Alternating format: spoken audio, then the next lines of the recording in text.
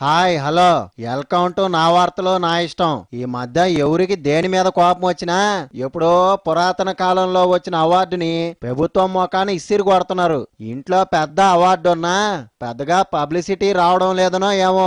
Excuse me, నీ award నువ్వే తీసుకో అని ప్రభుత్వానికి తిరిగి ఇచ్చేస్తున్నారు. ఇదేమంటే దేశంలో అరాచకం ఎక్కువైపోయింది, మతపరమైన దాడులు జరుగుతున్నాయి అంటున్నారు. మొన్న ఒక సైంటిస్ట్ అయితే భారత్ ఫ్యూచర్ ఏమవుద్దోనన్న టెన్షన్ తో ఇచ్చేశాడంట. ఈయన అవార్డు రిటర్న్ ఇస్తే అన్నీ సెట్ అయిపోతాయా? వాళ్ళెప్పుడో ఇండివిడ్యువల్ గా సాధించిన గొప్ప పనికి దేశం అవార్డుల పేరుతో గుర్తింపునిచ్చింది. దీనికి కూడా ఎలుక పేరు చెప్పి పిల్లిని కొట్టినట్టు ఈ పంచాయతీ ఏందో కాస్త తెలుసుకుందాం రాండి. ఆ డీటెయిల్స్ చూసే ముందు హెడ్లైన్స్ చూద్దాం. ఆ అవార్డుతో గుర్తింపు ఎందుకు వచ్చిందో మర్చిపోయారంట. తిరిగి ఇచ్చేస్తేనైనా మళ్ళీ పబ్లిసిటీతో గుర్తుపడతారంట. అవార్డు వాపసీలతో అనవసర న్యూసెన్స్, ఏళ్లక మనం ఇన్నాళ్ళు ఇచ్చిందని గవర్నమెంట్ లో రివ్యూ సెషన్స్.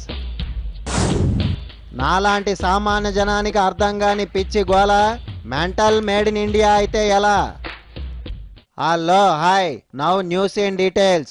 దేశంలో అసహనం ఎక్కువైందని కొంతమంది అసహనంగా అవార్డులు రిటర్న్ ఇచ్చేస్తున్నారు. గౌరవంగా కష్టపడి సంపాదించుకున్న అవార్డుని ఇట అగౌరవంగా బజార్కి ఎక్కించుకోవడం ఏందో నాకు అర్థం కావడంలే. తప్పులు ఇప్పుడే జరిగాయా, జరుగుతున్నాయా? రాజకీయ నాయకులు రాజకీయం చేస్తారు, కానీ మేధావులు కూడా సగం సగం పాలిటిక్స్ చేస్తే అట్ట? నాలాగా కామెడీలకి పోటీ వస్తే అట్ట? నమస్కార్ మామ, ఈ అవార్డుని కూడా తిరిగి ఇచ్చేద్దామని అనుకుంటున్నా.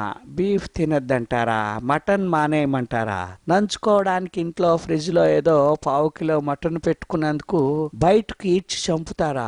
ఇలాంటి గోలను నేను ఇంతవరకు చూడలేదు. లౌకిక దేశంలో ఇలాంటివి సహించడం నా వల్ల కాదు. అందుకే నాకు గుర్తింపుగా ఇచ్చిన అవార్డుని బూజ్ దులిపి మరీ కేంద్రానికి రిటర్న్ ఇచ్చేస్తున్నాను. మటన్ దాచుకోలేని దేశంలో నేను ఉండలేను. అందుకే నిరసనగా పాకిస్తాన్ కైనా వెళ్ళిపోతా. ఇదే నా నిరసన. ఎస్, నీ మటన్ పచ్చడికో దండంగానే నువ్వు కొద్దిగా ఆగు సామే. దేశం పట్ల నీకున్న దేశద్రోహ బాధకు సగం సలం. ఇంతకు ముందు దేశంలో శానా ఘోరాలు ఎన్నో జరిగాయి. ఓసారి ఢిల్లీకి వెళ్ళి చూడు, సిక్కులు ఎప్పటికీ ధర్నా చేస్తున్నారు. 48 గంటల్లో 4000 మంది సిక్కుల్ని చంపినప్పుడు నీ అవార్డుని ఎందుకు రిటర్న్ చేయకుండా మూలకు పెట్టావు? నీకు నచ్చకపోతే రాతల ద్వారా విమర్శించు, డిబేట్స్ ద్వారా ప్రజల్ని చైతన్యవంతుల్ని చేయి. అంతేగాని ఈ వాపసీ ఉద్యమాలేంది? అప్పుడు ఈ ఐడియా రాలేదు మామ, ఇప్పుడే వచ్చింది. తిరిగి ఇచ్చేస్తున్నాం. భారత్ ప్రజాస్వామ్య దేశం, ఇష్టం వచ్చినట్లు ఉంటాం. ఇలా దేశం ఎటువైపు వెళ్తుందో తెలియని పరిస్థితుల వల్లే నిరసనగా నేను అవార్డుని రిటర్న్ చేస్తున్నాను. అంతే, మరో మాట లేదు. It's fact. నిరసన లేదు, వ్యసన కర్ర లేదు. ఎవరైనా సూడో సెక్యులరిస్ట్ గా ఉండొద్దు అంటున్నాను. వాహ్ వాహ్, క్యా బాత్ హే మామాజీ. మేము కూడా అదే చెప్తున్నాము.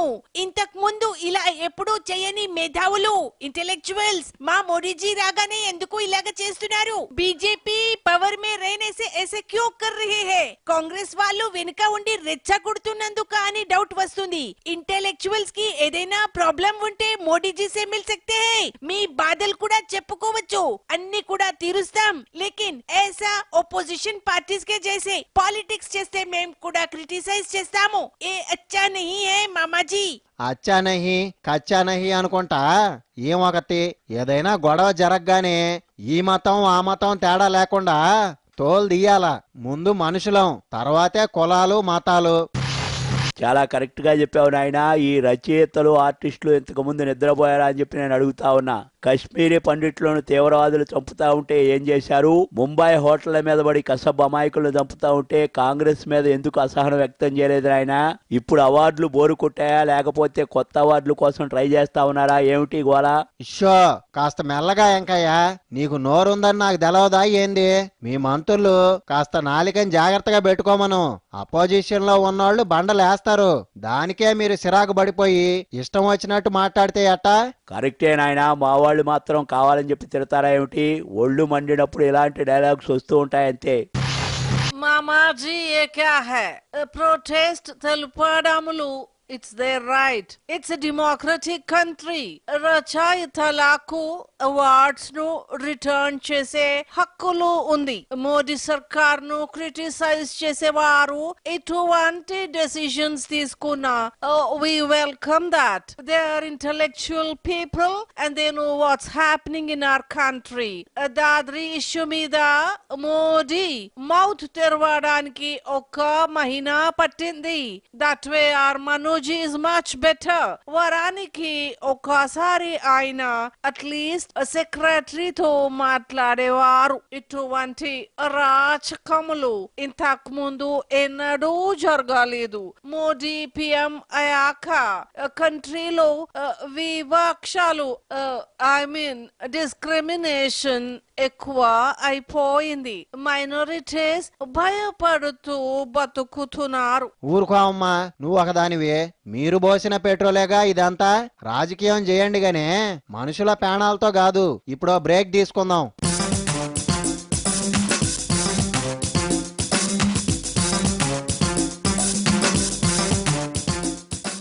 వెల్కమ్ బ్యాక్ టు నా వార్తలో నా ఇష్టం. దేశం ఇచ్చే అవార్డులు మనిషి జీవితానికి గొప్ప అలంకారాలు. ఇటా ఎప్పుడు పడితే అప్పుడు ఏడబడితే ఆడ రిటర్న్ అంట. నీది నీకు ఇచ్చేస్తున్నాను అనకూడదు. మోడీ తలపాగా నచ్చలేదు, వెంకయ్య పంచ నచ్చలేదు, అందుకే ఇస్తున్నానంటే చండాలంగా ఉంటది. గొప్పోళ్ళు గొప్పగా ఉండాలా. చిల్లర రాజకీయ నాయకుల్లాగా చిల్లర పాలిటిక్స్ చేయకూడదు. హలో మామగారు, తమిళనాడులో ఎవరైనా సరే నేను ఇచ్చిన అవార్డులు రిటర్న్ ఇచ్చేస్తాము అంటే నేను ఊరుకోనప్ప.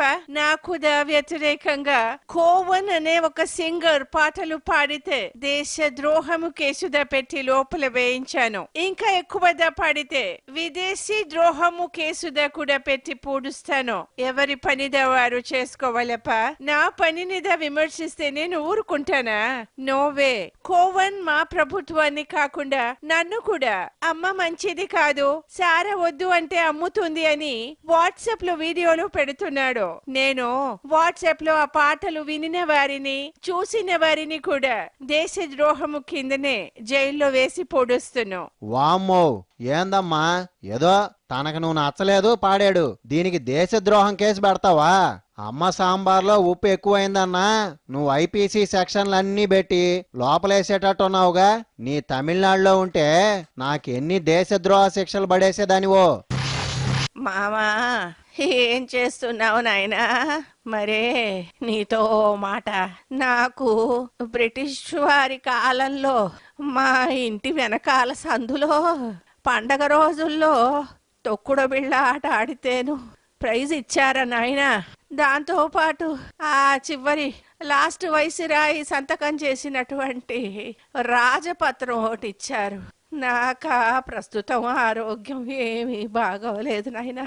అయినా కూడా నా అవార్డు మోడీకే ఇచ్చేద్దాం అనుకుంటున్నాను. తీసుకుంటారా నాయనా? మరే ఇప్పుడే ఐసీయూ నుండి బయటకు వచ్చాను బాబు. ఎప్పుడు పోతానో ఏమో నాకే తెలీదు. నాకు ఈ అవార్డు వద్దు మామ, రిటర్న్ ఇచ్చేస్తాను. మరే నా స్పెషల్ ఇంటర్వ్యూ మీ ఎన్టీవీలో ఎక్స్క్లూజివ్ గా వేయిస్తావు కదూ, అది లైవ్ చూస్తూ హాయిగా చచ్చిపోదామని ఉంది నాయన. నీకు లైవ్?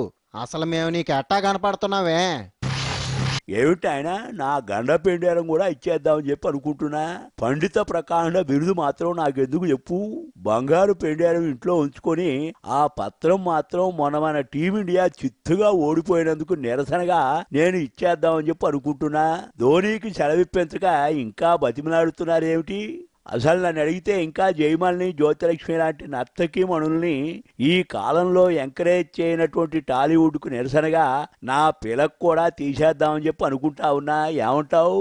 ఛీ, వీళ్ళంతా చివరికి దురద బుట్టినా కూడా ఆ కోపం అవార్డుల మీద చూపించేటట్టు ఉన్నారు. నిజాయితీగా అవార్డులు తెచ్చుకున్నోళ్ళు సిన్సియర్ గానే ఉండండి, లేదంటే పైరవీ చేస్తే వచ్చిందేమో ఇలువ తెలవకుండా ఇస్తున్నారు అనుకుంటారు జనం. ఆ మాట నేను అండంలే, సోషల్ మీడియాలో కొంతమంది తిడుతున్నారులే. ఈ నా వార్తలు ఎంతటితో సమాప్తం. డౌన్ డౌన్ షీప్ అవార్డు వాపసీలు, జిందాబాద్ హుందా నిరసనలు.